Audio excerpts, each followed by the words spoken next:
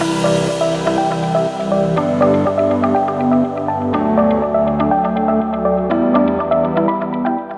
to the Front Seat Life podcast. This is Jessica Butts, your host and CEO and creator of Front Seat Life, where I help you be unapologetically who you are in your life, love, and business.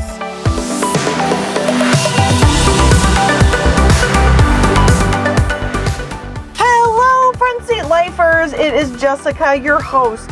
I am in my closet. I don't know what else to say. I am in my closet. I hope to God the sound is actually better, but we'll see. There's no way for me to test it right now. So I live in this beautiful, beautiful community that I'm very lucky to have a groundskeeper, and they come and they blow leaves and they take care of everything. And unfortunately, it happens to be on the exact days that I have the entire day set aside to do podcasts. So as I am currently rearranging my schedule because I'm very compartmentalized. I practice what I preach. And one of the things that I believe in is compartmentalization. And so right now, which is my scheduled time to be doing podcasts, they are currently blowing leaves. They are doing all the things outside that could be as noisy as humanly possible. Mowing the lawn, blowing the leaves, doing all the things. So I am literally sitting in my closet and hoping that the sound is okay for you guys. So happy Front Seat Life Friday. It's actually Thursdays when I record these, but you are listening to this on a Friday. So thank you so much for listening. I very much appreciate you being here and listening and being a part of the Front Seat Life community. So today's topic, everybody, oh gosh, today's topic is a doozy. It's a doozy.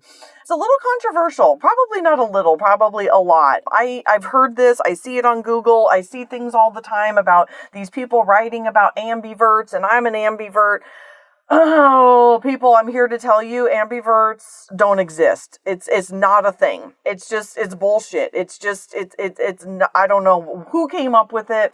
But it's not a thing. It's not a thing. And I'm here to tell you exactly why it's not a thing today. So this is probably going to be more of a truth bomb episode, in that I'm going to give you a whole bunch of content, but it'll probably be a fairly short episode because I'm just going to drop this shit on you. And then we'll continue to talk about it. But today's topic really is, again, about the fact that ambiverts do not exist. And one of the main reasons that it can't exist, which is what most people don't talk about personality type wise, is that the introversion and extroversion part of your personality type dictates your baby in the back seat, which again, as a reminder, is where you go under deep stress. And where you go under deep stress tells you obviously so much about your personality type. So when people say they're an ambivert, they don't know which one. As soon as I start talking about the baby in the backseat, about where you go under deep stress, where you go when you're doing too many things that you suck at, where you go when your back is up against a wall, there are two very, very clear places that people go. And those two places are fight or flee. As I've mentioned in other episodes, and I will continue to talk about this, is that extroverts flee. Extroverts become introverted in a very bad way, like a baby, not again in your front seat, but as a baby. And introverts lash out. They fight in a very baby-esque extroverted way. They get loud, they yell, they scream, they might boss people around, that kind of thing. And so if people say, oh, I'm an ambivert, I'm neither one, you're missing so much of the richness of what personality type can teach you about yourself. So there's the end result of it. But now I want to talk to you about why this is. Okay, I want to prove to you today, with some facts, that ambivert is not a thing. And here's the reason that I think people get confused is because our front seat, the two people in your front seat, your driver and your co-pilot, make up your best self. And one is introverted and one is extroverted 100% of the time. If your driver is extroverted, your co-pilot is always introverted. If you are introverted, your driver is introverted, you are introverted, your co-pilot is always extroverted. And those two parts of you make up your best self. It is not one or the other. So when people say, I'm a balance of two, I say, basically, no shit. You are a balance of the two because 80% of your time and energy should, based on the teachings that I teach from Myers-Briggs, is that 80% of your time should be in your front seat. And if that is true, then it is absolutely a balance between introvert and extrovert. If you're an introvert, you still have an extrovert in your front seat. And if you're extroverted, you still have an introvert in your front seat. If both, which is never exists, this is not a thing, but if both of the passengers, both of these parts of your personality type were both introverted, you would never want to leave the house, and that would be bad. And if both were extroverted, you would never shut up and no one would ever want to be around you. So it is a balance. Not one is not better than the other. And this is, I don't know, fairly new insights. The more that I study, the processes evolve, the more that I watch it, the more that I see Myers-Briggs play out in my clients, in the work that I do, I continue to become more educated, more aware of how these play out. So I think there's the factual basis of Myers-Briggs, which is obviously fantastic. But then there's all of these things that I, as an expert in the field, have come to learn, to understand, to play with as a psychotherapist, kind of taking my background in personal development and watching people and watching couples and watching how people interact and being able to take all of those things and put them together to understand this, hopefully in a way that's helpful to you guys. That's why I do all of this. This is why I have a podcast. This is why I've got the Front Seat Life community. This is why, I coach entrepreneurs. This is why I do all of this stuff, is to really help people, again, understand their innateness, understand how they were brought into this world, and then understand Myers-Briggs in a way that they can actually use it. So let me give you a couple of examples. So a lot of my clients, I would say the majority of my clients, are either ENFJs or ENFPs. And then I would say probably the other half are INFPs and INFJs. So just for an example, I'm going to do the front seat of an ENFJ, and then I'm going to do the front seat of an ENFP so you can see how one letter difference, the J and the P, they have the same front seat, but they're different. And I want you to be able to see those. So let's start with the ENFJ. ENFJs, their front seat, their driver is an extroverted feeler, which means they are out in the world, building relationships, communicating, talking, sharing ideas, sharing love, sharing their heart, relationship building, really building relationships is their number one core value and their number one thing that they're fantastic at. Yet, it's only half of the front seat. Let me say that again. It's only half of their front seat, and their front seat together makes up their best self, that makes up their front seat. Again, front seat life. So it's both of these things.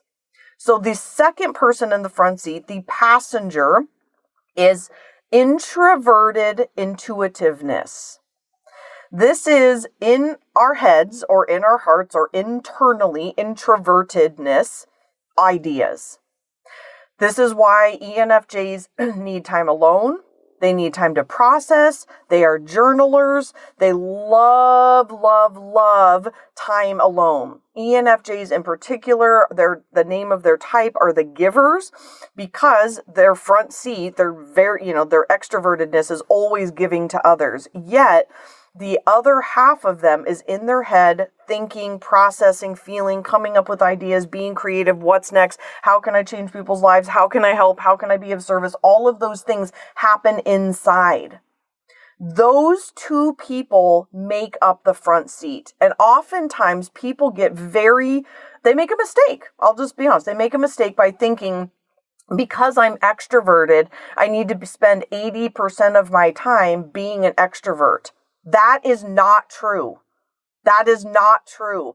Your front seat is 50-50.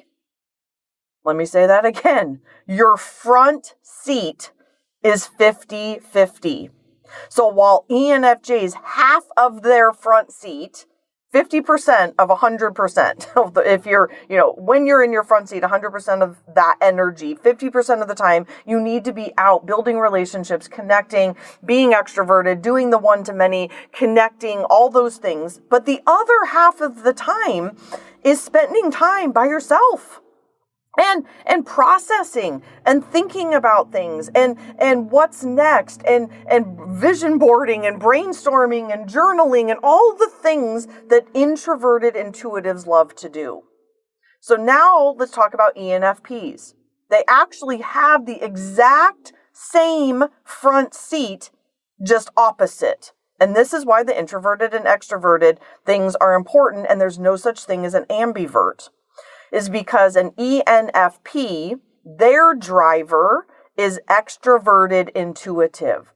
They are sharing all of those ideas out in the world. They are huge pattern people. They are able to articulate and build relationships around the fact that they can see patterns, and they are creative and they think outside the box. They're excellent brainstormers with other people. Like while introverted intuitives, they will mostly do it in their own head. Extroverted intuitives, they love to do it out in the world. They're always talking about what if, and honey, what if we did this, and taking the team, and what do we do this, and what about that?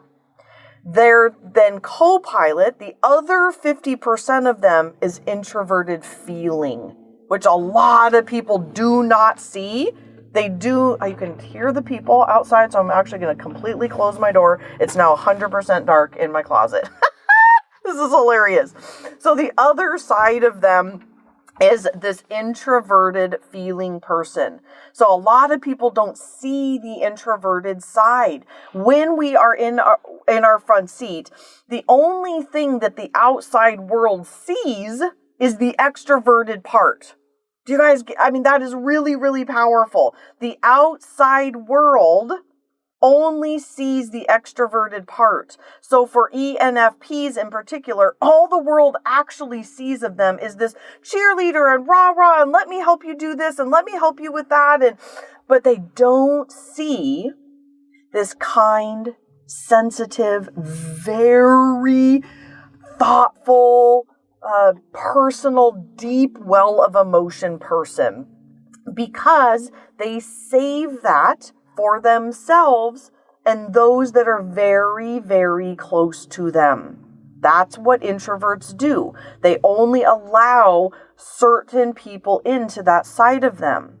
And this is why the ambivert thing is not a thing, because in our front seats, we are 50-50 introvert and extrovert. This is also why a lot of people will say, but I'm both. And I always say, fucking yes, you are both, because this is what society is doing. Like Google's and the fucking blog posters and people out there are misrepresenting this. They are misrepresenting the fact that we are ambiverts. We're not ambiverts. We just all have two people in our front seat, which makes up our best self. One is always introverted and one is always extroverted. So again, we don't have to choose. We don't have to pick. The introverts don't always have to say, hey, it doesn't mean that I never want to be around people. It just may mean that I want to do it in a different way. I want to socialize one-on-one. I want to go for walks. I want to have connections. I want to have small dinner parties. I want to go to a ginormous party, but it doesn't mean that I don't want to see people. And extroverts get this ridiculous label that they never want time alone. Like nothing could be further from the truth. I am very extreme in all of my letters And as an extreme extrovert, I spend a whole bunch of time by myself, a lot, because I'm very clear that I love giving, but I also then am very soulfish. That's our new word, soulfish, not selfish, but soulfish. I go introverted to replenish my soul, even as an extrovert. That part of me, it's 50% of me. I go inward to replenish my soul so that I can go back out and give to others.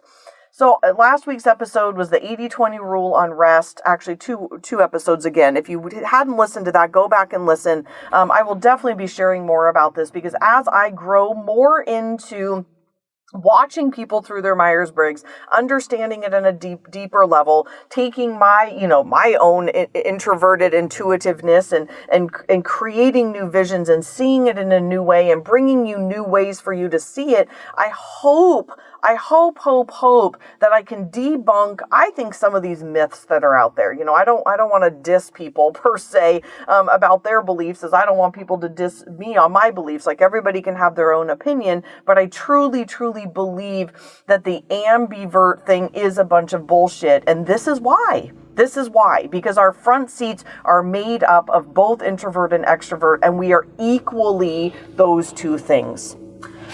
All right. Coming to you from my closet. I hope to God that was informative and helpful to you because I'm just real fired up about it. I'm going to do a webinar in the next couple of weeks about this, free webinar, so you can see me. I won't be in my closet, I promise. Hey, if you're not on my email list, go get on there. If you haven't taken the assessment, it's free on my website. It's jessicabutts.com. It's a couple of sections down. It's the free personality assessment tool. I will send you an absolute plethora of amazing content. And then I can also keep you updated on these free webinars that I'm about to embark on. And I sure would love to continue to play with you and hopefully educate you and hopefully inspire you and help you be your absolute best version of yourself and help you be unapologetically who you are. So thank you from the bottom of my heart for listening. I know you have lots of options for podcasts, and it just, it continues to shock me, delight me, and it's just an incredible honor that you listen. So thank you so much.